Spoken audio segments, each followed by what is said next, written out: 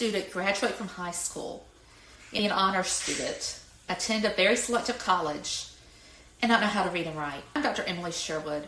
If you're interested in global education and information about educational policy in the United States and globally, please like and subscribe. So there's been a media case, a high-profile case in the media lately. The story first aired in the middle of March, and there was a People article, there were some other articles, some other analysis, and there was a video. And I'm going to share the links to the video and the People article in the description. But it was a story of Aleysha Ortiz. And Aleysha is now suing Hartford Public Schools because she graduated with honors. She got in a wonderful college. University of Connecticut is a very prestigious university and pretty selective about who they allow in. And yet she cannot read or write. And a lot of people are asking, how could this happen in America? How can a student get honors yet not know how to read and write? And there's really an uproar about this. I hate to say this because I feel like our education system should be better, but this story did not surprise me at all. And so I'm going to talk a little bit about this story and just some insights I have, some questions I have, about what happened. And from an outsider looking in, obviously I don't know this person. I'm not super familiar with Hartford schools, but from an outsider looking in, it looked like the student just had a lot of circumstances that made her especially vulnerable. And there were some policies that may have been well-meaning, but that really hurt the student. So I'm just going to talk about a little bit of that, some questions I have, and some kind of insights I have about what could have contributed to this. I'm going to reiterate again that I don't know this person. I don't know Hartford schools that well. But I'm going to give a little background first. So Hartford Public High School is an inner city school in Hartford, Connecticut. And the first thing I did when I heard about this story was I went online and I looked for information about this school, because immediately, and I mean immediately, the first thought that came to me was, what kind of school is this? Because there are so many different variables that affect student success, and one of these variables is the type of school and what supports the school offers, what the school environment is. So if you don't know this, every state by law has to publish data on every school. From what I could find out about this this school from the information that the state has about Hartford Public High School, this school is a school of almost 700 students,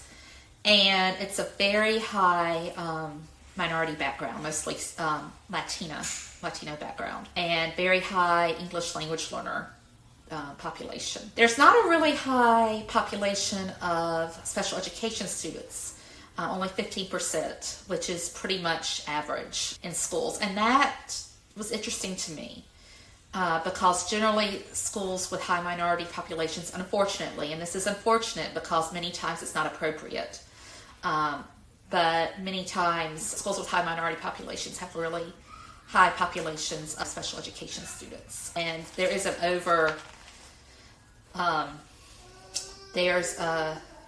there's more special education students that are English learners in Connecticut than there should be. And the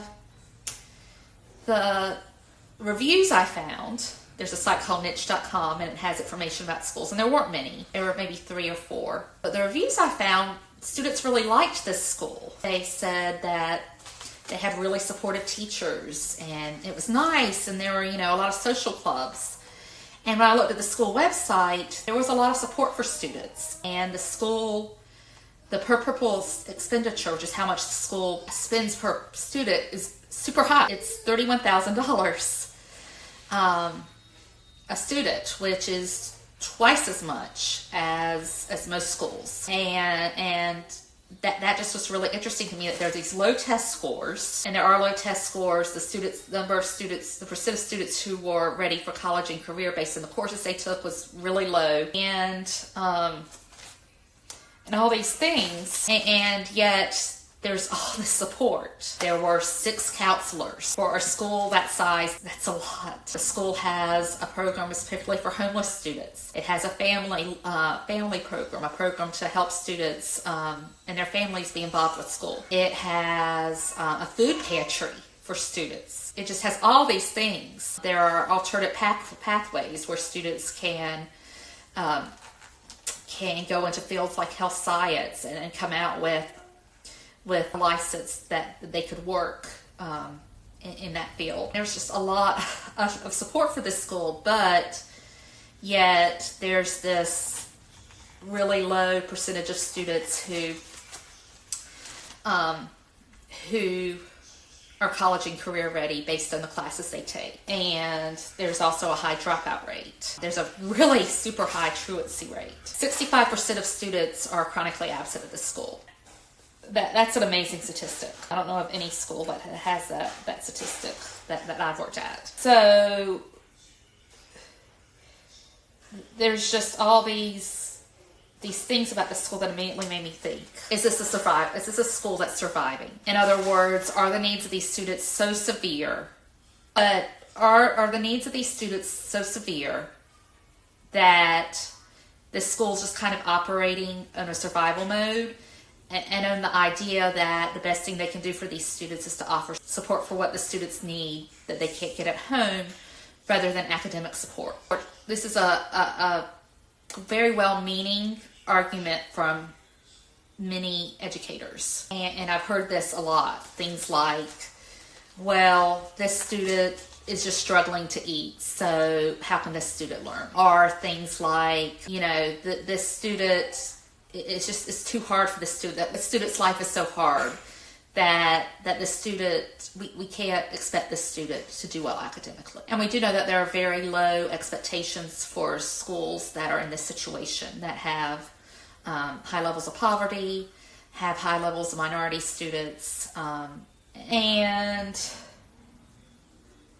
also there's a very high percentage of teachers who are not certified. About 15% of the teachers at this school are not certified, and that's a really big, the information I found was only 1% of teachers are totally uncertified. And one of the thoughts that came to my mind was, well, are the teachers, do they really know how to deal with a student who's got complex things going on, which a student does, and I'm going to talk about that in a moment.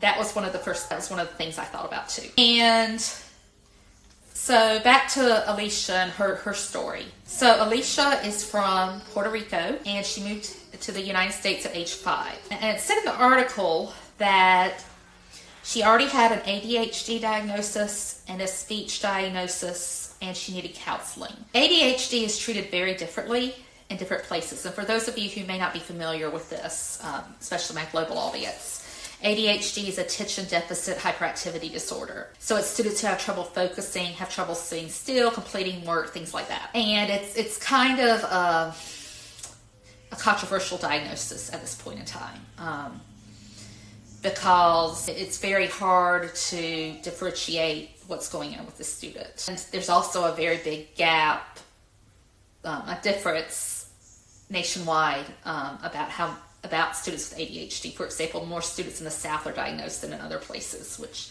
doesn't make sense from a medical or a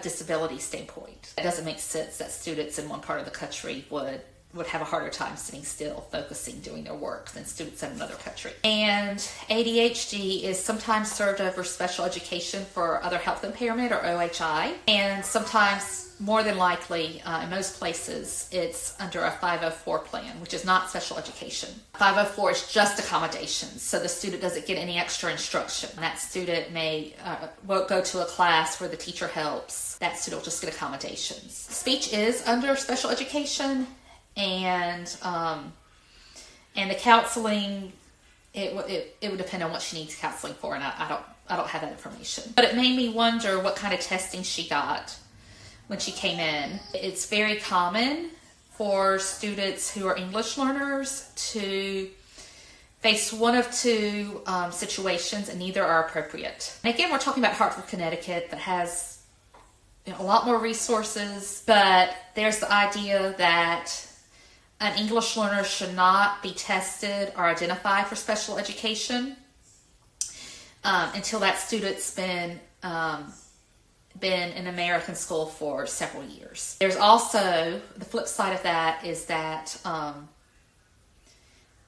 that testing should be done, and it should be done very quickly, and there's an over-identification of students. So a lot of students are put into special education. Any problem that shows up is immediately diagnosed as special education, and that's really inappropriate because sometimes it is language. So you have this push-pull, and in recent years, a lot of schools are taking the first stance, which is that it's almost, it's always language, and you should wait until that child has been in the United States for a few years. And that's inappropriate because if the student does have a significant problem, you've lost that many years. And what was interesting for me is that evidently Aleysha went up to grade 6 kind of in this setting. And what she said was that she was trying to learn to read, trying to do better. And she was just told to kind of sit in the corner. She could sleep, she could color, she could do, whatever. She's just kind of put aside. And that screamed out to me, English learner, because unfortunately in many schools, teachers aren't trained. And they just kind of put the student to the side. Again, I would hope and I would think that in Hartford, Connecticut, at this school with a lot of minority students, that they would know what to do. But I don't know. And so until grade 6, she was just kind of there. She had this speech diagnosis and ADHD diagnosis. And I wonder why she didn't receive intervention earlier. Connecticut does have a response to intervention program. We call that RTI. And it should be done nationwide. Unfortunately, it's not. And it's not always done very well. And I looked into Connecticut's website, and the only document I could find about RTI was 2008. So I don't know what happened with that. If she received services. What RTI is that students get extra help in the form of extra instruction. And if that help doesn't work, the student is referred to for special ed. I have no way to know if she got that. However, I'm thinking of another trend, which is this idea that that English learners should not receive RTI. For example, here in South Carolina, they have something called MTSS, and it's not very good, but it's the idea that there are interventions in place, and English learners and students with disabilities both are just exempt from that. And that blanket exemption can hurt students. And if she had a decoding problem, which it sounds like she does, obviously, she could have really benefited from that, and it may have prevented what we see next. So by grade 6, she said it was she got the dyslexia diagnosis at grade 6. And that's very interesting to me because there's supposed to be a reevaluation every 3 years. So in other words, she should have gotten special education testing, even if she was under OHI, other health impaired, and speech, there should have been tests that pointed out that she had this major problem. And I also wonder if this was part of that trend that says that students need 5 to 7 years to learn English, and you shouldn't, you can't rule out language for that time. That's another trend. This idea that it just takes that long to learn a language, so the student shouldn't be identified, shouldn't get other services for that long. So, but again, I don't know. It says that she still has a problem holding a pencil, which yells out to me occupational therapy. But again, she never got that. And that's just really interesting to me. So in 6th grade, she got the dyslexia diagnosis. And basically what was done from that point on was that she relied on technology. And this is where it becomes possible to be an honors student and not know how to read and write in this country. Because under IDEA, which is Individuals with Disability Education Act, we have accommodations. And accommodations aren't a bad thing. I support accommodations. English learners have accommodations also. She probably have both. But accommodations should not take the place of instruction. And it sounds like this is what happened in this case. So she got like a speech-to-text accommodation, it looks like, which is where basically everything was read to her using technology, and it became life was really hard for her because she had to listen in school, she had to memorize, and she had to go home and use this technology to understand the readings. And this goes into several points. This idea of accommodations is very, very strong. The idea that students, particularly have been diagnosed with dyslexia or other things that make it harder to read, that they shouldn't have to read. That it's too hard for them. And that in this world, that with so much technology, that reading is not important anymore. I've seen this a lot of places that, educators will say, well, that student can just have it read to them. What's the point? It's fine. And under IDEA, that is an accommodation. But she found life really hard. And so this brings me to my next point, which is that reading still is important. The student really had to labor to get what she needed, to understand what she needed to even pass. She did it, which is amazing. She obviously has a really good work ethic from what we see. But in the world of special education, what was done to her would be seen by many people as being a success, because there's this idea that disabilities cannot be easily overcome, and therefore it's better to give students accommodations, and fairer for students to get accommodations than to actually learn. There's a very medical model used in special education, this idea that a disability can't be overcome, and that's not true. Studies show that between 95 to 97% of students can learn to read on grade level. And there's even been research from the 1980s and 1990s that show that students with high levels of intellectual disability, like students with Down syndrome, for example, or other genetic differences that make it a little harder to learn, that even those students can learn to read. And of course that doesn't happen a lot, because there is this idea still that accommodations are the fairest, the kindest, and the only thing that will work. And if this was a school with maybe not the best climate, maybe a lot of other issues, it would have been very easy for a teacher, or her teachers, more than one, to focus on other issues, more survival issues. Students who are misbehaving, who are maybe have really intense needs. Doesn't sound like she was a behavior problem at all. Why not just let her sit in the corner if you feel like she's not able to do the work to begin with? And that's considered a compassionate thing in some circles in this country of educators. That's considered a kind thing. But as she says, it's not, because it made her life really hard. So again, there's this push-pull with this idea that technology takes the place of reading. It doesn't. It's still important for students to read. And so ultimately,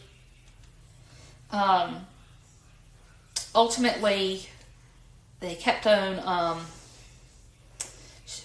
her mother and her both kept on advocating, and that's another issue. Did the school listen to the mother, and did the fact that the mother spoke Spanish, did that make a difference in how they were treated? And again, I don't know, but that's a pretty common thing. Special education is a pretty foreign concept for many people around the world because it's not usually done. And so ultimately, the school agreed to more testing at the very end, and on the last day of school she got more testing that pretty much showed that she couldn't read, but she already knew.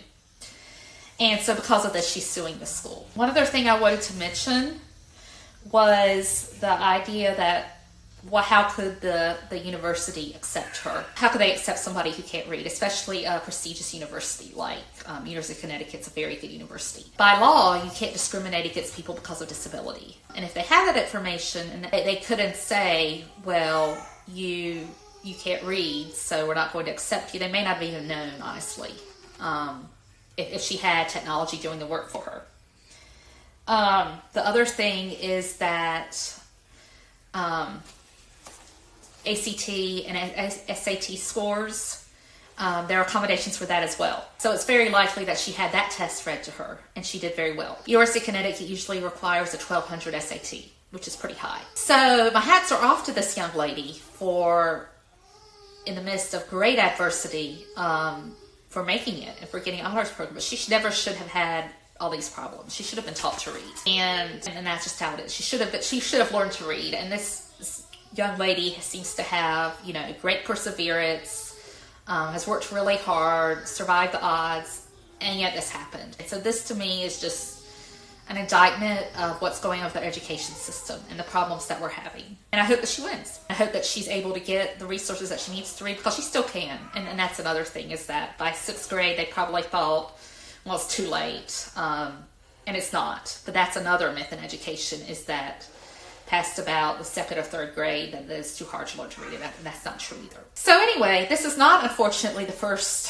high-profile case of this type of thing happening. There was a case in Clarksville Montgomery schools, and that just happened last month also, about the same time, where it was another student who had been diagnosed with dyslexia who didn't know how to read, and he's suing that school district. And just like Hartford schools, that is considered a better school district with a lot of resources compared to most schools in Tennessee. And then in 2016, there was a lawsuit. Actually, Detroit Public Schools sued the state, saying that there weren't enough resources to get students to read, that most of their students couldn't read, and the students have a right to read. And so, and that was actually settled, but the state paid the school system over $94 million to help students to learn how to read. So this is not really, unfortunately, this is not this unusual. And I've encountered lots of students who were struggling to read, even at upper grades. And I like to say I help my students, and most of my students, I don't think I have a single student who